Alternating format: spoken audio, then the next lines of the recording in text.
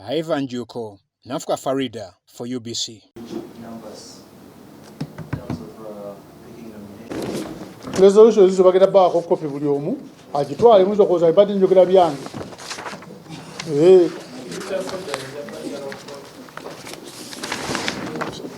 If you more natural get a sit down, what would you do at sit down to know?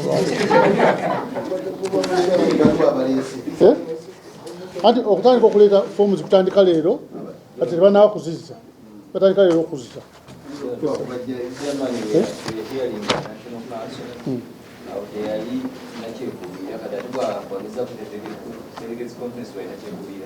Chairman will take a national council and take a car. The resolution in the Zigwa, but Munazikiza Kuchukumi. That's another confirmatory test. But it's a resolution in Wakanya, takes over the impartial. And she takes over the impartial. But the number of kids don't get the truth. At Kusawe, about the local Yatanikanga are neutral at Tawana. We say against the Bitambula. At times, Olagan, Yakubi Dokuchi, Kusaidium. Otani Koko Kubida, the Chigambo Pasho, Chingirao, Chatan Sokoli Napuzin. I need them Chukola, Gayo Muntu, never Tatamza Vidia in a Pola, Burundi, Constitution, Pavaji Mena, Nini Japolachi, Jago Vedera. Or the Punawasi? I don't know. And the snack women, if this is not women, are Kungana Wancha. Secretary General China will use a women of Kungana Wancha and not do it.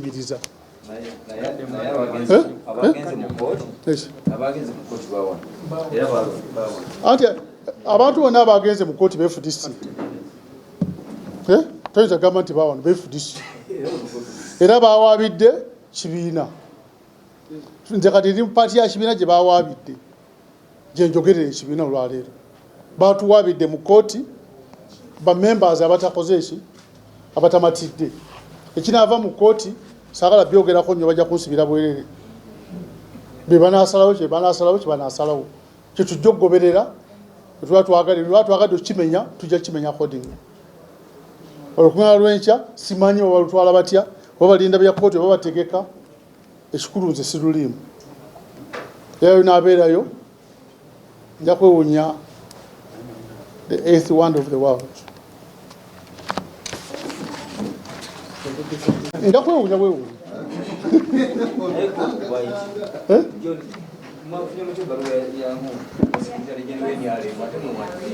Balua. You are seeing Kubanga, but what if FDC, what in part of Uganda, whatever Kubanga Manichigan and Maso Uganda, you know. I take it on how to take Balua and Awaita Murishiko, Unomugamba, Ushiko only private. Ntabayise bonna andi kati danga twogera mazima ina family mu inekizibu awaka awaka mu inekizibu ekyomunda gwe noyita neighbor wa muli gwe mutakolagana naye no mwita jamobere wa mawano atutereze ebyaffe atoshi bayita bagalira ddala nayokusinzira ebanyenyola baga bagenda bawa ko nebibina bagenda ko kulisira jawo ebinamala bijja kuluma mugende maso Katubasabire bayite bagala. But now bagenze eyo. It's one of the world. The Sizakugwa kubanga ekingeri kitwayita mu ekintu kino siye tulina okuyita kati nze sinza kubeera part of abantu abavunga amateeka ga pate yange. Nze sijja kubeerayo ng'omuntu. Nze kintu kitambula nga ndaba tekiyise mu mateeka ate nga kiyinza otwabuluza ennyo. Olemereddwa okutereze bamwami gwe kinnuma era kano kankogere okuva twatandika ebintu bino nabano bonna batugambye babiita babise emyaka 3 esadda temani mwami Birigwa basikananga wuwe nekiva ewuwe nekijja mu NEC nekijja mu National Council era nga yagikubiriza naleta akashiika era na receiving a report ate no delegates conference ero demo ebintu byobimu ebintu ebyalema abantu 10 okutereza nebigenda ku bantu 25 ona aba National Council ibalema kati wisa abantu 105 babitereze muri yo pate yonna mu nsi yonna era isa abantu abayiro 15 neteesa ku nsonga entono bwetyo negimalako bulungi. Ekooti y'abantu ogimanyi, olumu tegoberera amateeka, olumu ogoberera n'omukwano. Last week, because things are done also haphazardly, the chairman himself went to the police. So some of you have been trying to twist it as if it is FDC trying to stop this delegates conference here. Even you have been making some allegation that they may be working with the police. It is not FDC that went to the police. You people be fair. It's the chairman who went to the police. And when the police was even replying to his letter, they wrote it to him, not FDC. No, but they wrote to him. The one who writes, they report to him. He's the one who went there himself. Maybe looking for permission, I don't know. And the police assured him maybe they are going to give him permission, as normally the case when you go to the police. You saw him in pictures with the director of operations. They are pervading the airwaves. Even he wrote on our neck platform that security is assured now. My delegates conference is going to be secured. A few hours later, the police now writes that we can't give you security. He himself went there. Normally, what we have been doing here, and we know it from our constitution, all communication outside the FDC must be by the Secretary General. The unfortunate part, chairman now has become partial, which is not supposed to be the case. Maybe he doesn't want to approach the Secretary General, write those letters for him legally. Write in the Electoral Commission, anywhere in the world. If you want to communicate anything FDC, it must be the Secretary General, and it must have a seal. But now he wrote a letter to the police, and the police said, you are unreferenced letter. Under no circumstances, we would have been ashamed as a party to write letters which are unreferenced. But he did it. So that was his business with the police. Now the police, I said, no, you have your own issues. I think they consulted the party, and the Secretary General had to write back and clarify the position. Because he went there without informing the Secretary General. Now, those are some of the things which have happened because our chairman has not handled this exercise properly. And if you try to do an exercise, and your aim, because their aim, let them not lie to you. I wish we could put a lie detector on all of them and you ask them that why do you want to put this delegates conference? All of them will find out to show red. Because their aim is simple. They want Amuriat out of the party. They want Nandala out of the party. Maybe all of us, without our knowledge.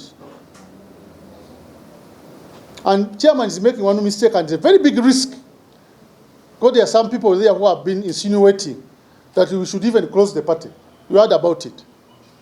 That meeting, if it is held legally, can make a decision to close the party. Supposing he goes there thinking they're going to chase away Nandala and Amuriat, and someone brings a proposal that will wind up the party, and everybody puts up his hand, we wind up the party. Chairman will not be able to resurrect that party. It will be too late. So this is a very risky delegates conference.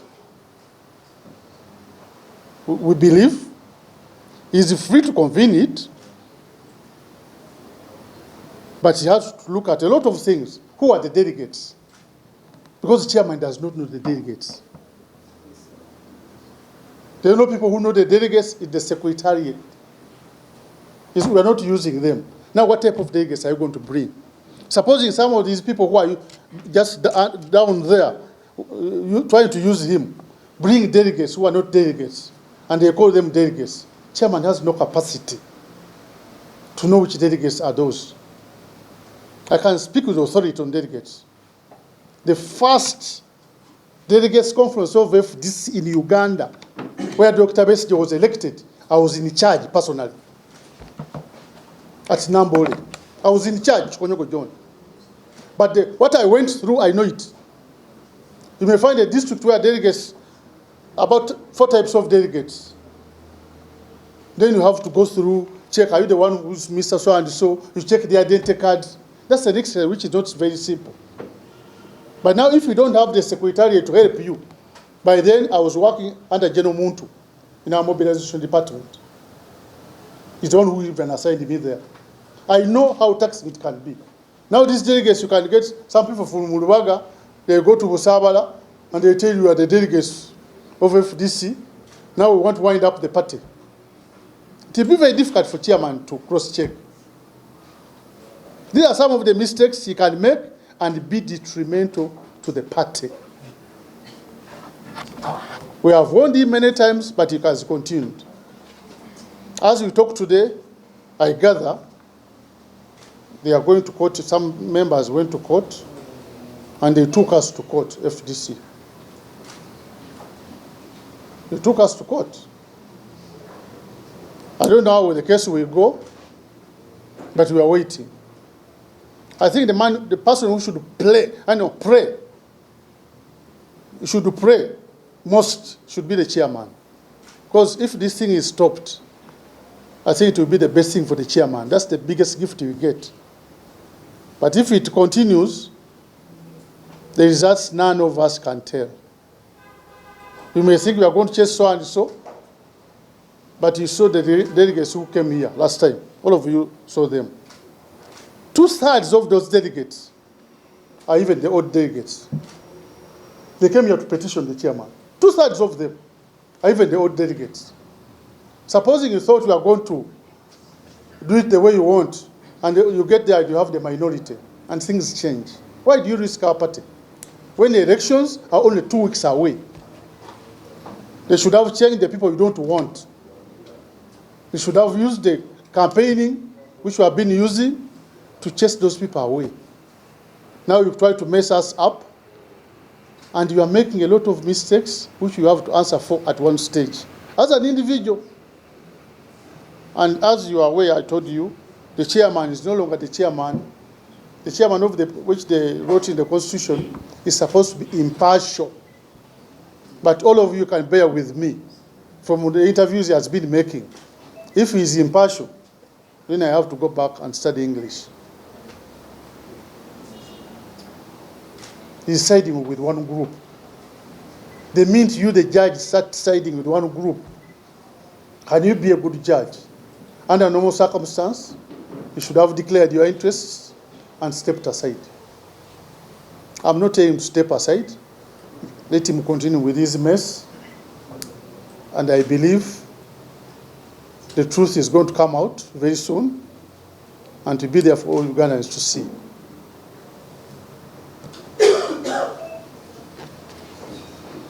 One of the reasons the chairman gave that NEC has not been meeting, he wanted to take an Amriat to delegates conference. I brought him because NEC was not sitting. But if he checked our constitution, it's very clear. The mandatory NEC has to be there every 3 months to receive quarterly reports from the secretaries. NEC last met on the 16th of June. It was supposed to sit again on the 16th of September. Simple. You don't need even to be a rocket scientist to know this. 16th of September was when? Now you want to take someone to be charged for not holding NEC. He can hold it as he wants, but the mandatory one is 3 months. 16th was last week, if I'm not out in my reckoning. As I end, I'm going to give you the resolution of National Council, which okayed the elections. And someone who was the chairperson of this thing, sitting in the chair, is now the one trying to hold this extra delegates conference. If it's not confusion, I don't know what it is. But the good thing in FDC, everything was written on paper. And he has helped us, all of us now, even to read our constitution.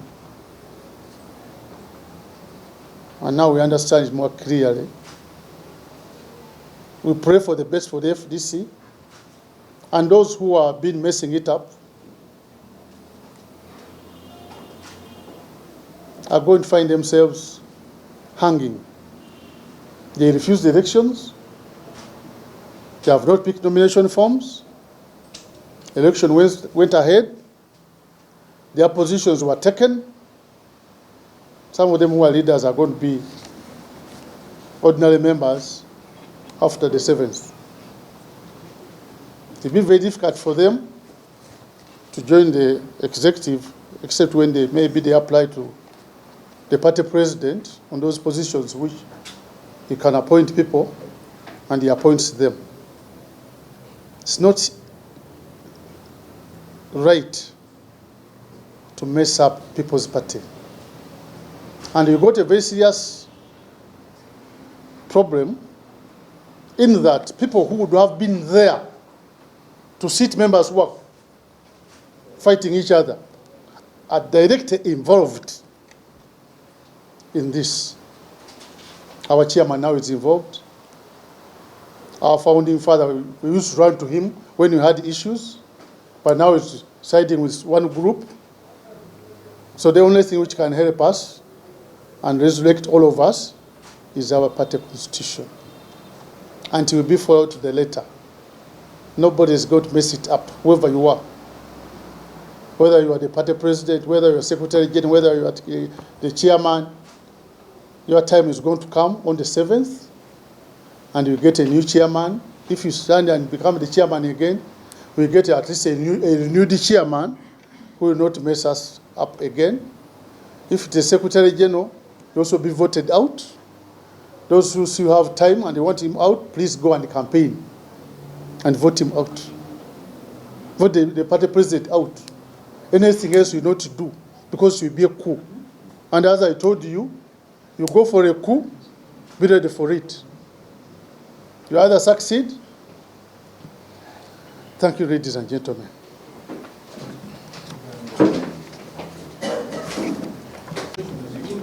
You have questions?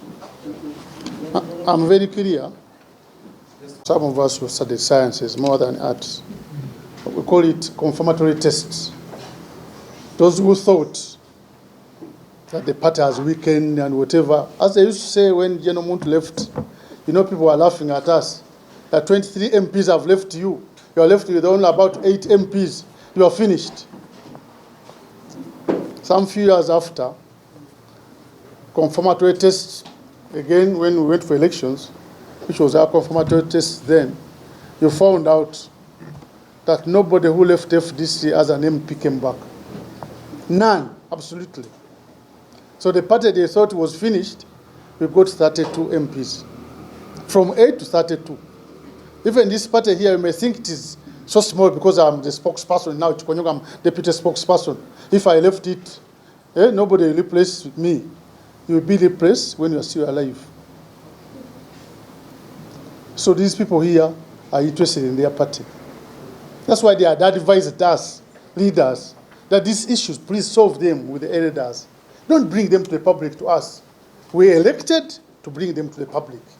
What has caused us a lot of problems, but I think after some cleansing, we work to make this party a better party maybe.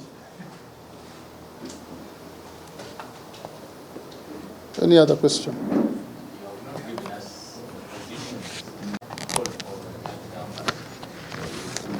They are returning the forms from today. So they haven't returned them. They are starting to return them. Those who picked forms, some of them may not return them. So we can give you a better position after they are returned. But you can even come here by Thursday, all the big leaders who have returned the forms. Naye babategeeza nti forms amukyuse mu Luganda ndowooza.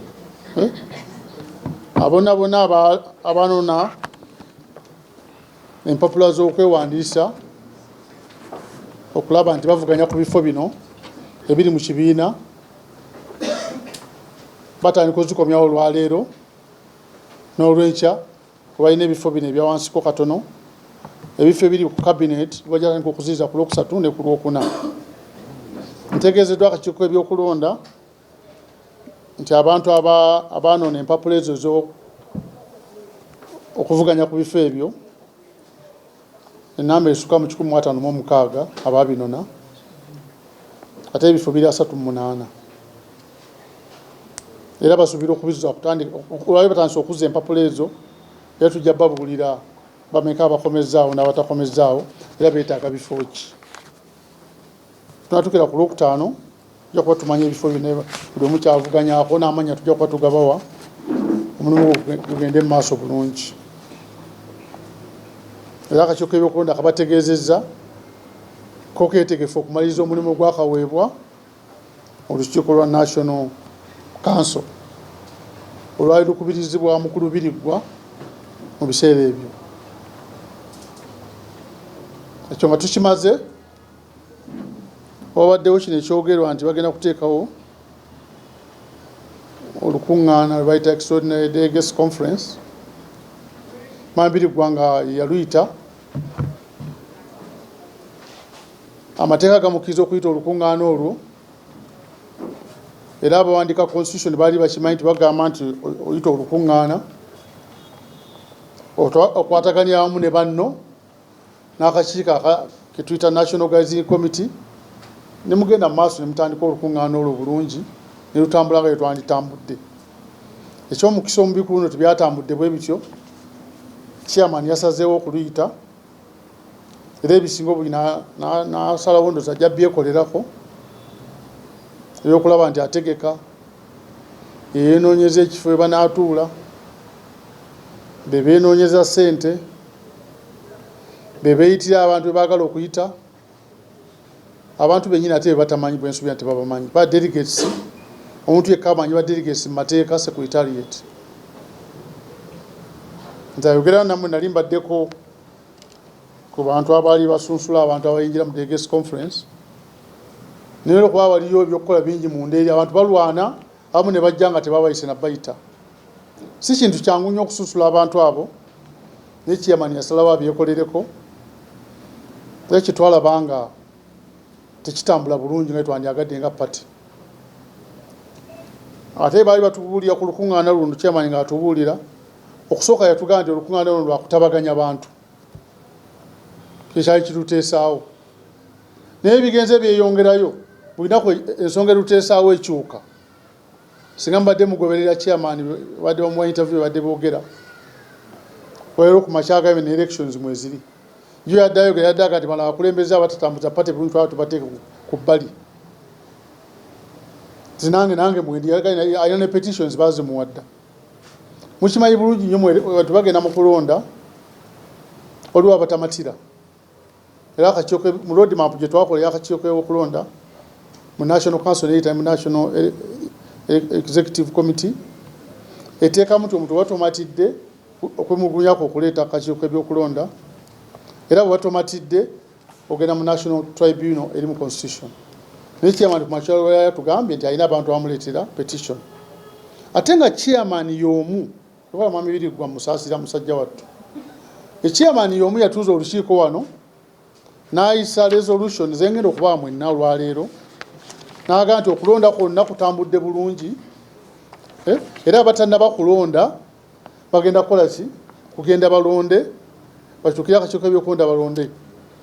Kitegeeza yennyini alina akiteekako n'omukono guno omukono gwa Mwami Birigwa yatayinza gwegaana ekiteekako omukono ennaku z'omwezi lumu ogw'omunaana olukiiko twatuuza ennaku z'omwezi mmeka 28 nateekako omukono ebyokulonda byatambula bulungi.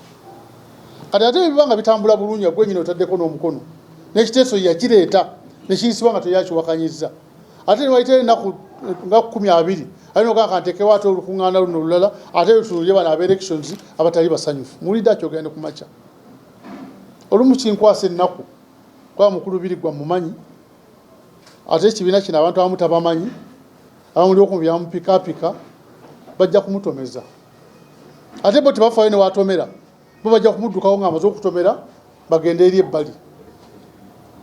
Nze nkimanyi bulungi nnyo mu pati eno mutandika ekintu mwenna abamu ne bakulekayo ate ye tabamanyi ng'abantu tovala faamu tubyewala ebimu bireme kubeera bwe bityo kati chairman era olwaleero luli yali ku TV era n'agamba TV endala saagala kuba advertising antu tamujja kunyiigira naye badde nzogera amannya TV emu endala n'agamba tekina mutawana okay n'agamba nti ate eno gundi meeting eno twagabana abantu bano bafuze mu byekibiina bandi badde baddako ebbali bannanyini kibiina ne balondayo abantu abandi bagira abatwala ekibiina mu maaso kati fe wakitulira tuyinza okugamba gwe wenyini ogambye balonde olaba bali kumpi kumaliriza kulonda bulayo wiiki 2 ate oyagala bano bakulu babajjeko ate mutawanye ebyokulonda obanga ate ebyokulonda ndowooza erudda naye ate nze kyemmanyi olaba bamusindika eno wansi betumanyi obulungi naye kira constitution yaffe eri clear chairman waffe alina kubanga talinako oludda lweyekubira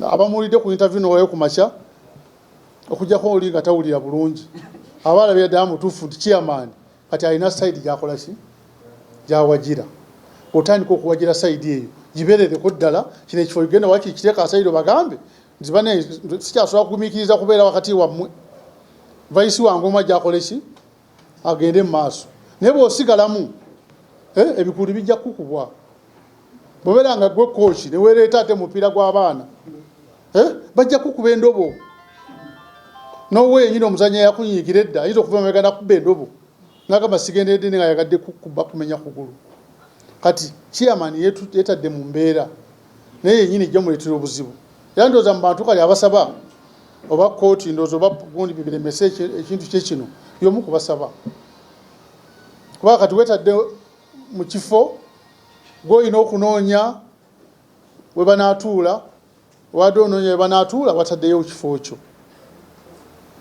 kyennyini ate nga kya ssente sigamba nti kya bwereere bajja kutuuka bakubuuza enkya naye gwe okuteekayo delegates conference eno waite olowooza nti ojja kuteeka ewuwo byonna bajja bikubuuza oli ku fundraising onoonya ssente mateeka ga FDC onoonya ssente ozireeta mu kibiina nobaga noonyeza ssente bwe ziti ne baseeyaku akawunti nekola ki n'ozisaba ne bazikuwa n'ozizzaayo tekyakoleddwa kati onoonya ssente otandikirawo okukola ki okuzisaasaanya ekitakirizibwa mu nsi yonna anywhere nti gwe chairman gw'onoonya ssente gw'onoonya entebe gw'onoonya emmere gye banaalya gw'otuuza ba delegates bajja kubikubuuza enkya bikutawaanya okuddamu chairman wange omulungi gwe njagala ennyo omukulu Birigwa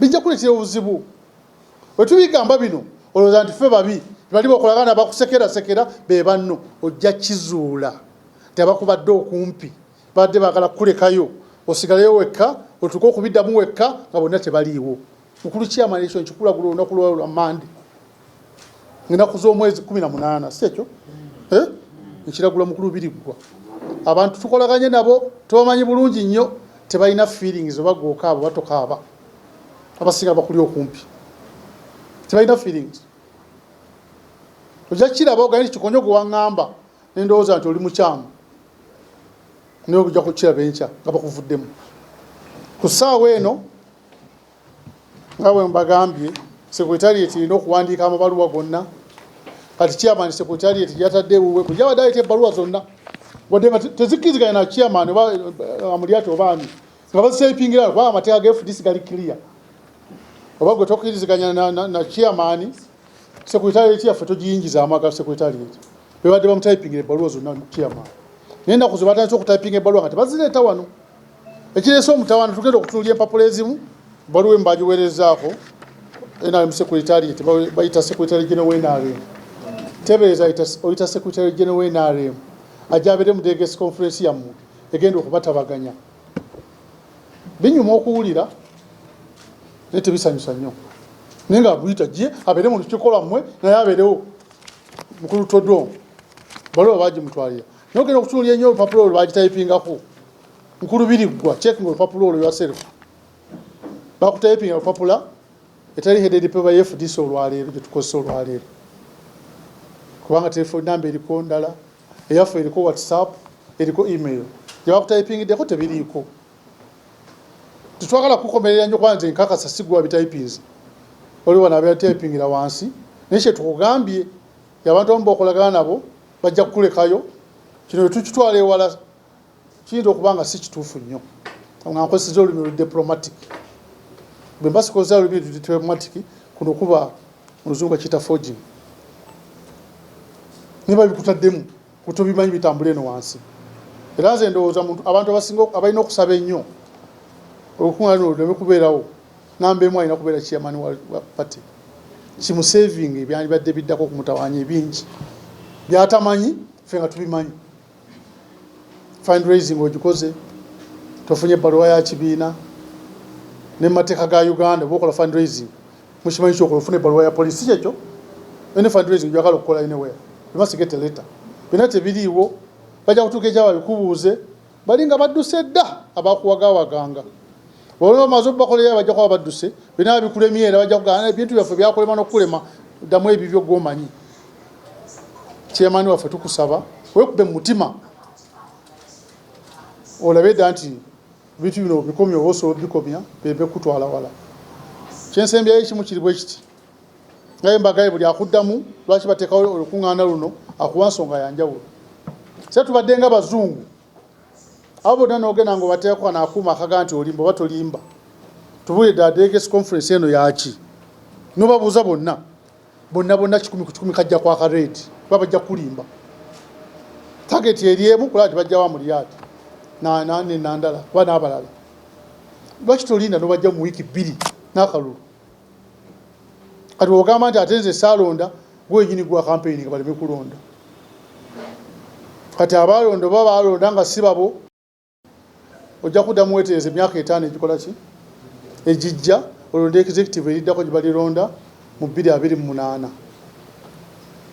olwo osobola okukoma nga memba abakimanyi wano mu pate twalina wano okulonda tekutatambula bulungi nnyo nga twali twagala twagamba gurupu emu yalega mukulu nandala nti va mu kibiina tukole ekyaffe netumugamba tova mu kibiina togenda wabweru wa kibiina buli agenze ebweru w'ekibiina osigalayo